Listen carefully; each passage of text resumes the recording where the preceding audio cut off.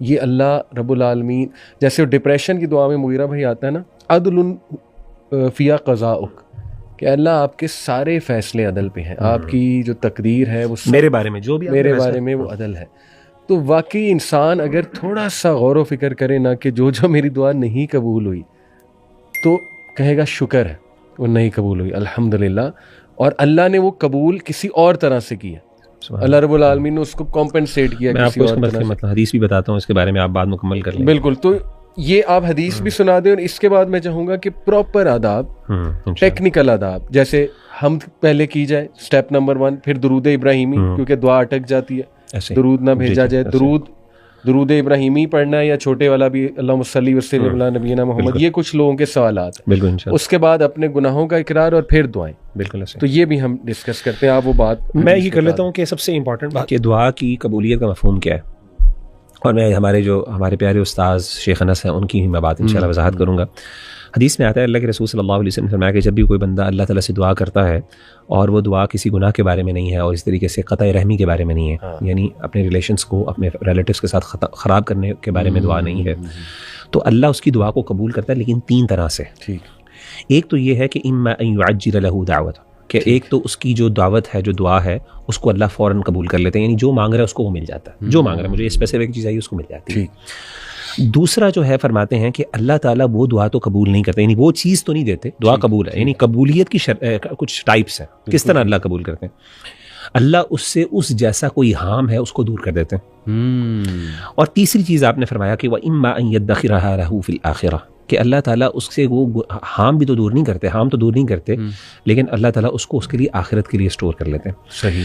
یہ تو مثالیں ہیں نا. تو شیخ انس ہمارے استاذ ہیں، وہ کہتے ہیں کہ اس کے اندر ایک آرڈر ہے، اور وہ کہتے ہیں آرڈر یہ ہے کہ سب سے دعا کی قبولیت کا سب سے ہلکا درجہ، لووسٹ فارم یہ ہے کہ انسان جو مانگ رہا ہے اس کو مل جائے. اور وہ کہتے ہیں اس پہ غور کریں، لووسٹ یہ اللہ کی سب سے کم یعنی سب سے چھوٹی نعمت ہے، نعمت ہے اللہ کی. اس سے بڑی نعمت کیا ہے کہ انسان کو وہ چیز نہیں مل رہی، لیکن انسان سے ایک ہارم دور ہو رہا ہے. ارے بھائی ذرا غور کریں، اگر انسان کو یہ آپشن ملے کہ there is a harm that you have to suffer, اور there is a benefit that you can take, and you have to choose between them, ہر بندہ کس چیز کو چوز کرے گا کہ ہارم اوائڈ ہو جائے. ہارم اوائڈ، بالکل. ہر بندہ نیچرل سائیکالوجی ہے، یعنی جلب المنفع ودفع الضرر، پورا یہ کانسیپٹ ہمارے دین کے اندر. ہمیشہ جو ہے نا ایول کو ڈیٹر کرنا پریفر کیا جاتا ہے over any acquisition of any benefit. صحیح. یہ دنیا کا. اب مجھے بتائیں کہ اللہ، ایک بندہ گاڑی مانگ رہا ہے اللہ سے، اب اللہ کو پتا ہے کہ اس گاڑی کے بعد اس کا ایکسیڈنٹ ہونا ہے. صحیح.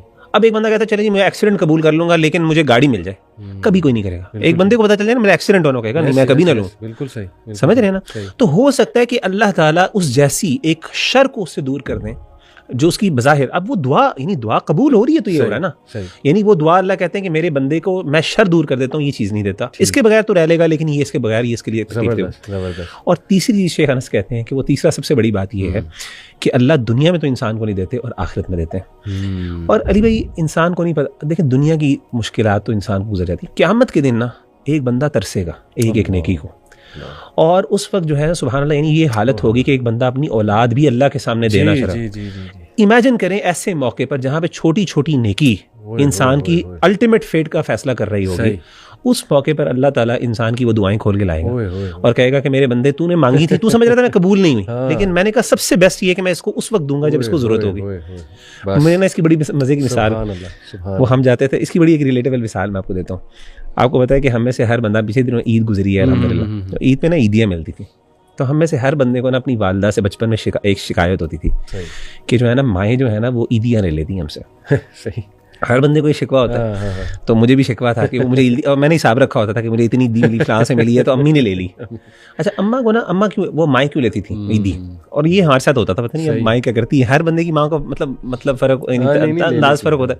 اچھا میری امی کیا کرتی تھی، میری امی کیا کرتی تھی، وہ عیدیاں لے کے نا کچھ پیسے دے دیتی تھیں، تھوڑے سے پیسے، چلو تم یہ لے لو کچھ کھانا پینا. اور ہم نے کیا کرنا، چاکلیٹ کھا لی، کوئی اس طرح چپس کھا لی ہے، پیسے ضائع کر دیے.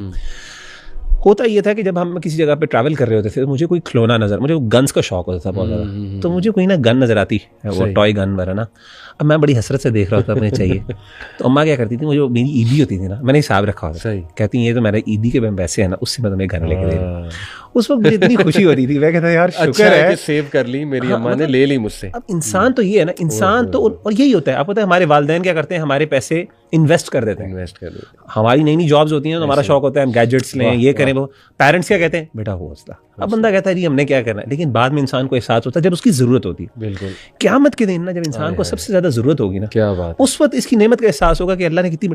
تو سب سے بڑی نعمت اللہ کی یہ ہوتی ہے کہ اللہ, اب ایک بندہ کہہ رہا ہے میری دعا قبول ہی نہیں ہو رہی, سبحان اللہ, اب اللہ اس کے ساتھ احسان کر رہے ہیں کہ اس کی دعاؤں کو اسٹور کر رہے ہیں آخرت کے لیے, اس سے ہارم کو دور کر رہے ہیں, اور وہ کیا سمجھ رہے ہیں کہ نہیں اللہ نے فورسیک کر دیا. اب دیکھیں, لیکن یہ بھی ہے کہ انسان کو کبھی وہ چیز مل بھی جاتی ہے, تو دیکھیں جب بھی اگر آپ کنڈیشنز کو اور آداب کو پورا کر رہے ہیں نا, اگر اس کے باوجود آپ کی دعا قبول نہیں, یعنی آپ کو لگ رہا نہیں مل رہی, آپ خوش ہوں کہ Allah has chosen something better for you, بڑے درجے پہ کوئی اللہ نے سیو کر لیا میرے لیے, کیا بات ہے. تو یہ آداب میں اگر ہم کوئکلی, سب سے پہلے تو اللہ کی حمد, اس میں سورہ فاتحہ کیا خوبصورت وہ دعا ہے, اس میں پورا دعا کا فلسفہ ہے.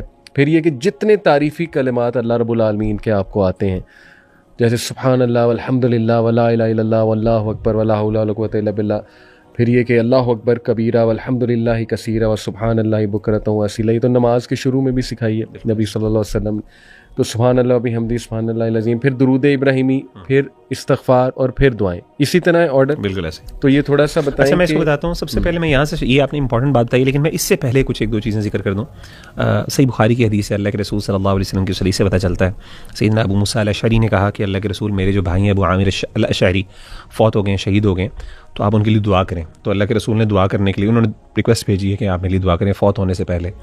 تو اللہ کے رسول نے کہا کہ اچھا میرے لیے نا ایسا کرو پانی لے کے آؤ, اور آپ نے وضو کیا. تو پہلی جو ادب ہے, پہلا ادب جو ہے وہ دعا کا یہ ہے پراپر آئیڈیل, اگین یہ فرض نہیں ہے, لیکن ادب یہ ہے کہ انسان وضو کرے, اچھا نماز کا وضو کرے, اور اس کے بعد دعا کرے, جیسے اللہ کے رسول نے باقاعدہ اہتمام کے ساتھ, یعنی ایک ہوتا ہے ویسے دعا کرنا, اگر آپ نے اہتمام کے ساتھ دعا مانگنی ہے تو اس میں پسندیدہ عمل یہ ہے کہ انسان کیا کرے, وضو کرے, لیکن وضو جو ہے وہ شرط نہیں ہے دعا کے لیے, پہلی بات تو یہ. اور پھر آپ نے یہ دعا کی. دوسری چیز علی بھائی ہمیں آداب میں سے ملتا ہے, صحیح بخاری اور صحیح مسلم کی حدیث ہے کہ انسان جب بھی دعا کرے کوشش کرے قبلے کی طرف رخ کر لے. ٹھیک, نہ بھی کرے تو کوئی بات نہیں ہے, لیکن اگر بہتر یہ ہے, اللہ کے رسول صلی اللہ علیہ وسلم نے, صحیح بخاری عبداللہ بن مسعود فرماتے ہیں کہ اللہ کے رسول صلی اللہ علیہ وسلم نے کہ ایک قریش کے خلاف, ایک قبیلے کے خلاف, ان کے گروہ کے خلاف دعا کی, اور آپ نے کعبے کی طرف منہ کر کے ان کے خلاف دعا کی. اسی طریقے سے اور بھی کئی جگہوں پہ اللہ کے رسول صلی اللہ علیہ وسلم کی دعا کا یعنی ثابت ہے کہ آپ نے قبلے کی طرف رخ کر کے. تیسری چیز علی بھائی ادب میں یہ ہے کہ جب بھی انسان دعا کرے نا, التضرع وخفض الصوت, یہ امپورٹنٹ ہے کہ جب بھی اللہ تعالیٰ سے دعا کرے تو انسان چیخ چلا کر وہ اس طرح دعا کرے, اور خفیہ اور عاجزی کے ساتھ دعا کرے. ادعوا ربکم تضرعا وخفیہ. ہمارے ہاں جیسے تراویح کے اندر وہ رو کے اونچی اونچی اللہ اللہ چیخیں مار, وہ ناپسندیدہ ہے, یہ ناپسندیدہ. ہمارے علماء نے, شیخ انس ہمارے جو ہے منع کرتے ہیں, وہ ہمیں, مجھے نہیں, میں خود بھی تراویح پڑھاتا تھا, مجھے منع, اس پہ وہ نصیحت کرتے تھے کہ اس انداز سے نہیں پڑھنی. اور ہاں آپ, اس کا مطلب یہ بھی نہیں ہے کہ انسان اب لوگوں کے سامنے بالکل ہی وہ بس کبھی کبھی نیچرلی وہ ایموشنز نکل آئیں, لیکن وہ اونچی اونچی ذرا رو کے اور چیخیں مار کے اونچا نہیں ہونا چاہیے. یعنی ادب پرائمرلی بہتر یہ ہے ادعوا ربکم تضرعا وخفیہ, عاجزی اور خفیہ آہستہ آواز میں. اور اس طرح ہوا نا کہ ایک صحابی نے اللہ کے رسول صلی اللہ علیہ وسلم سامنے اونچا بول رہے تھے, دعائیں مانگ رہے تھے, تو آپ نے کہا کہ تم جس سے اللہ کو پکار رہے ہو, یا ایھا الناس اربعوا علی انفسکم فانکم لا تدعون اصم ولا غائبا, تم کسی ایسے ذات کو نہیں پکار رہے جو اللہ معاف کرے بہرا ہے, اور جو بہری ذات ہے وہ سننے والا اور غائب ہے, وہ تمہارے سامنے موجود ہے. تو آپ نے کہا کہ ان الذی تدعون سمیع قریب, تو سننے والا اور قریب ہے.